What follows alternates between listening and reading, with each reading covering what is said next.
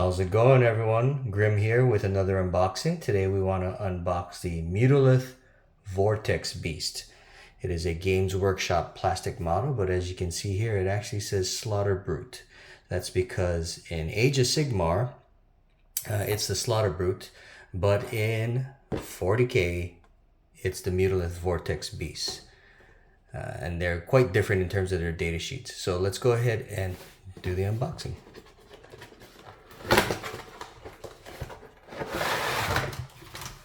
Alright, so standard, two sprues here, two giant sprues. You see right there. So let's go ahead and look at the first one. So while we look at these, I want to talk a little bit about this unit, the Mutalith Vortex Beast. It is one model, one giant monster. It's got melee capability, and it is obviously chaos. But what sets this particular unit apart from many others is that it is psychic, and it has a great ability to cast specialized psychic powers on your opponent. Really nice sprue. I don't know if you, there you go, you can kind of see. Sorry, it's getting in and out of focus. Move back a little bit. There we go. So you can kind of see how the skin of this model is really good, nice and detailed. Right. You can see all the little lines and dots and markings. Really nicely cast. So back to the datasheet of this particular unit. So for those of you who are not familiar, the Chaos Space Marines Legion, called the Thousand Suns, they're a bunch of psychers, right? So one of their most strongest points to that army or that faction is that they have psychic abilities.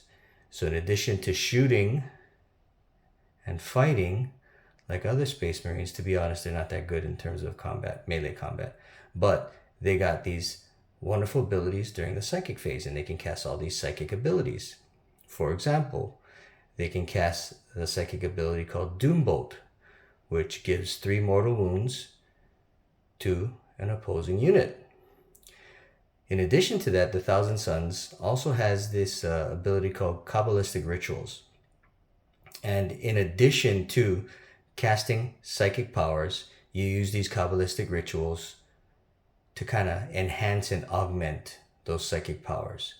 One particular Kabbalistic ritual, for example, is Malevolent Charge. And what that does is it's basically, if you cause mortal wounds with a psychic power, add 1d3 mortal wounds to that. So you cast Doombolt, 3 mortal wounds automatically, and then you use Malevolent Charge as a Kabbalistic ritual, and you add 1d3 mortal wounds in addition to that, so possibly 6.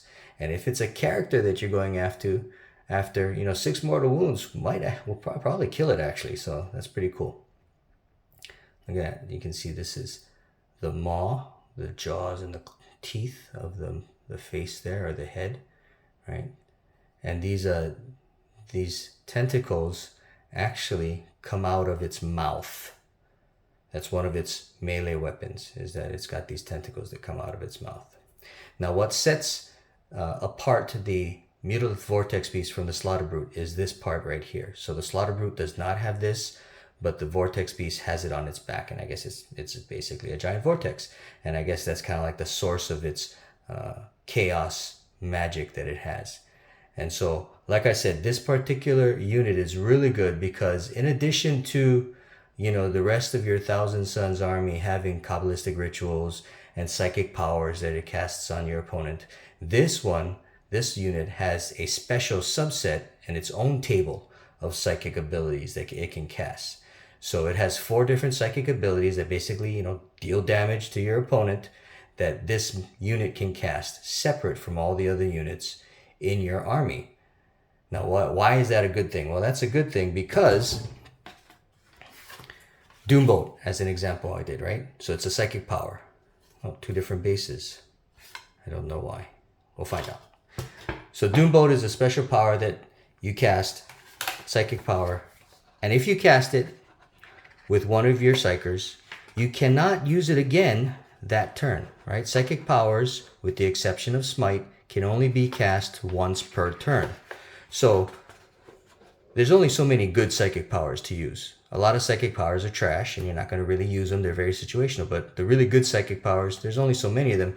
And if you use a really good one, it's used. You can't do it again with another psyker that turn. You're going to have to wait till your next turn, right? So you have these good psychic powers that you use, you cast them, and then you might have a lot of psychers left over in your unit, especially if it's Thousand Suns in your army, because they got tons of psychers in their armies.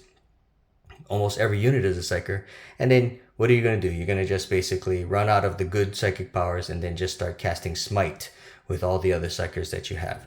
Well, this creature, the Mutalith Vortex Beast, has its own subset of psychic powers that only it has access to, that will not conflict with all the other psychic powers and Kabbalistic rituals that the rest of your army does. So in addition to all those mortal wounds and psychic abilities that your army does, this particular beast will do more in addition to that to your enemy. So that's why this one's good. And it's only 145 points as of the recording of this video. So it's good psychic abilities, which it does in the shooting phase, interestingly enough, not the psychic phase. And it's also good in melee. These instructions are your typical Games Workshop instructions. Oh, sorry, I missed a page there. But they're really good. The black and white is actually monochromed really well so that there's a lot of shading. And you can see step by step how to assemble this. It doesn't look like they're really skipping any steps. So that's good, because some instructions are so sparse and bare that they go from step 1 to step 3 and you don't know how in the world step 2 is supposed to be done. So this is the difference between the Slaughter Brute and the Mutalith Vortex Beast. You can kind of see that big vortex on the back there. And as you can see here, this is what I was talking about, the tentacles coming out of the mouth. That's one of its melee weapons. These are the different types of heads you can give it, right? So this one looks very dragon-esque, like a dragon with 3 tongues. And this one's more like I don't know, demonic. And then, yeah, that's definitely with the horns, definitely looks like a dragon. And then you have the one with all the tentacles coming out. Okay, see, so you can put it on this rectangular base. Maybe use the rectangular base for Age of Sigmar, and then for 40k, use the oval base, like the typical oval base. Well, I guess you can use the rectangular base too with the Mutalith Vortex Beast. But anyway, this is a great picture of the Slaughter Brute. You can kind of see how it's got swords stuck in its back, but it don't care, right? Like the honey badger, it don't care. It just keeps going. Another beautiful picture. This one's of the Mutalith Vortex Beast here. And for those of you who will make and paint this, I think this is really good because it gives you a lot of artistic license in how it's to be painted. For example, a standard Space Marine or Chaos Space Marine, it's got pretty much standard colors for its armor, right? Depending on the faction of the Legion, you'll paint it a different color with a primary color and then some secondary colors and tertiary colors, that smaller pieces, smaller colors that you add to it.